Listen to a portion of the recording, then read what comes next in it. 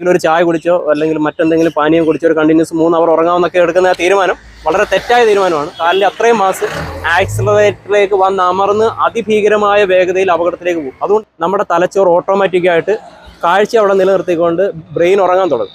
എന്താ സാറേ സംഭവിച്ചത്? ഇത് എയർപോർട്ട് ഓട്ടം ഓടി വന്ന ഒരു വാഹനമാണ്. ഇത് ട്രെയിൻഡ് ഡ്രൈവർ അല്ല വാഹനം ഓടിച്ചിരുന്നത്. അപ്പോൾ ഉറങ്ങിപ്പോയതാണ് അപകടത്തിന് കാരണം.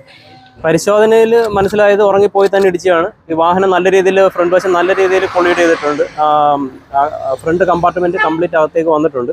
അതുപോലെ തന്നെ ഫ്രണ്ടിലെ ഡ്രൈവറും സീറ്റ് ബെൽറ്റ് ധരിച്ചിട്ടുണ്ട്. രണ്ടാമത്തത് കൃത്യമായിട്ട് വെളിവാകുന്നില്ല. ബാക്കി ഇരുന്ന ഒരാളും തന്നെ സീറ്റ് ബെൽറ്റ് ധരിച്ചിട്ടില്ല. അത് ആ വാഹനം പരിശോധിച്ചാൽ അറിയാം.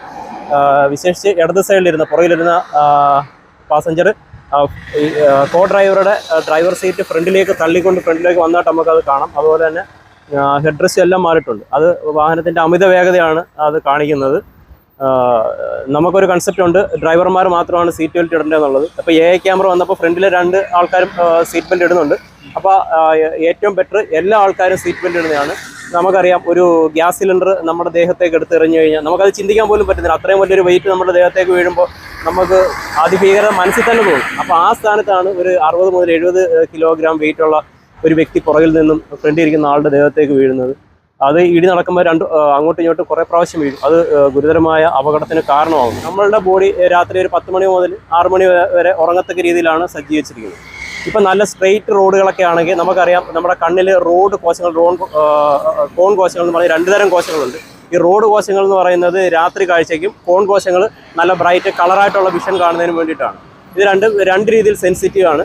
ഇപ്പോൾ രാത്രിയിൽ നല്ല പ്രകാശമുള്ള സ്ഥലത്തൂടെ പോകുമ്പോഴത്തേക്ക് കോൺ കോശങ്ങൾ, ഇരുട്ട് വരുമ്പോൾ റോഡ് കോശങ്ങൾ, ഇങ്ങനെ 2 കാഴ്ചകൾ മാറി മാറി വരുമ്പോൾ തലച്ചോറ് ഉറങ്ങാനുള്ള ഒരു സിഗ്നൽ നമുക്ക് തരും.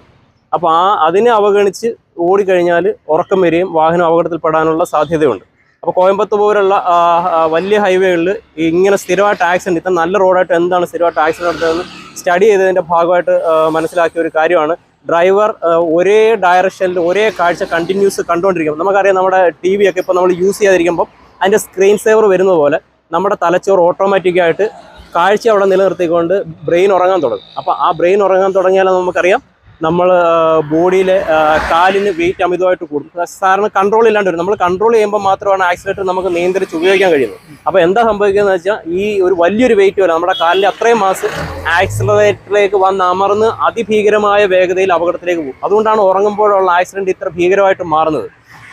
അതുകൊണ്ട് എപ്പോഴാണോ ഉറക്കം വരുന്നത് അതിന് ഉറങ്ങുക മാത്രമാണ് അതിനൊരു പ്രതിവിധി. അതുകൊണ്ട് ഈ ഹൈവേ ഹാലൂസിനേഷൻ എന്നുള്ള സീൻ ഒഴിവാക്കുക. അതിനുവേണ്ടി ഇടയ്ക്കിടയ്ക്ക് ഈ മിററിൽ നോക്കുക, സെൻട്രൽ മിററിൽ നോക്കുക, നമ്മുടെ പെഡൽ ജസ്റ്റ് ഒന്ന് ട്വിസ്റ്റ് ചെയ്ത് നമ്മുടെ ആ ഉറക്കത്തിനെ, ആ ക്ഷീണത്തിനെ ഒന്ന് അവോയ്ഡ് ചെയ്ത് പോവുക. അല്ലെങ്കിൽ ഒരു ചായ കുടിച്ചോ അല്ലെങ്കിൽ മറ്റെന്തെങ്കിലും പാനീയം കുടിച്ചോ ഒരു കണ്ടിന്യൂസ് 3 അവർ ഉറങ്ങാമെന്നൊക്കെ എടുക്കുന്ന തീരുമാനം വളരെ തെറ്റായ തീരുമാനമാണ്. എനിക്ക് ഒറ്റ കാര്യമേ പറയാനുള്ളൂ, നിങ്ങൾ ഉറക്കം വന്നു കഴിഞ്ഞാൽ അത് അല്പനേരം മാറിക്കിടന്ന് ഉറങ്ങിപ്പോവുക. അതുപോലെ തന്നെ യാത്രകൾ സെറ്റ് ചെയ്യുമ്പം നേരത്തെ ആക്കുക. വിശേഷിച്ച് ട്രെയിനിൻ്റെ ഡ്രൈവർ അല്ലെങ്കിൽ അവർ യാത്രകൾ നേരത്തെ ആക്കുക. അതുപോലെ അമിതമായ ഭക്ഷണം കഴിക്കരുത്. അമിതമായ ഭക്ഷണം കഴിച്ച് വാഹനം ഓടിച്ചാൽ ഓട്ടോമാറ്റിക്കായിട്ട് ഉറക്കം വരും. അതുപോലെ ധാരാളം വെള്ളം കുടിക്കുക. വെള്ളം കുടിക്കാതിരുന്ന നിർജ്ജലീകരണം കാരണവും ഉറക്കം വരാനുള്ള സാധ്യത വളരെ കൂടുതലാണ്. പിന്നെ കൂടിരിക്കുന്ന യാത്രക്കാർ, നമ്മുടെ കോ ഡ്രൈവേഴ്സ് ഒരു കാരണവശാലും ഉറങ്ങരുത്. അത്യാവശ്യം അവരെ അലർട്ടാക്കി ഇരുത്താൻ വേണ്ടി ശ്രദ്ധിക്കുക. പിന്നെ നല്ല മെലോഡിയസ് ആയിട്ടുള്ള പാട്ടൊക്കെ കേട്ട ആൾക്കാർ പോകും. പക്ഷേ ഇത്തരം യാത്രകളിൽ ആ പാട്ട് ഒഴിവാക്കി കുറച്ച് റഫായിട്ടുള്ള സോങ് ഉപയോഗിക്കുന്നത് നല്ലതായിരിക്കും. നമ്മൾ തന്നെ പാടുന്നത് നല്ലതായിരിക്കും. അങ്ങനെ ഉറക്കത്തിനെ അവോയ്ഡ് ചെയ്ത് ഓടിക്കുക. ഉറക്കം വന്ന് ഉറങ്ങുക. സീറ്റ് ബെൽറ്റ് ധരിച്ചിട്ടില്ലായിരുന്നല്ലേ 2 പേരും അല്ലേ? ബാക്കിലത്തത് ധരിച്ചിട്ടില്ല, അത് ഉറപ്പാണ്. അല്ലെങ്കിൽ ഇത്രയും മുന്നിലേക്ക് വന്നിട്ട് ആ സീറ്റ് ഫ്രണ്ടിലേക്ക് അമർന്ന് പോകത്തില്ല. പിന്നെ ഇത് സീറ്റ് എയർ ബാഗ് ഇല്ലാത്ത മോഡലാണ്. 2013 വാഹനമാണ്. അത് അപകടത്തിൻ്റെ ആഘാതം വളരെയധികം കൂട്ടിയിട്ടുണ്ട്. മാത്രമല്ല നല്ല ഇടിയാണ് വാഹനം ഇടിച്ചിരിക്കുന്നത്. നല്ല ഇടിയാണ്.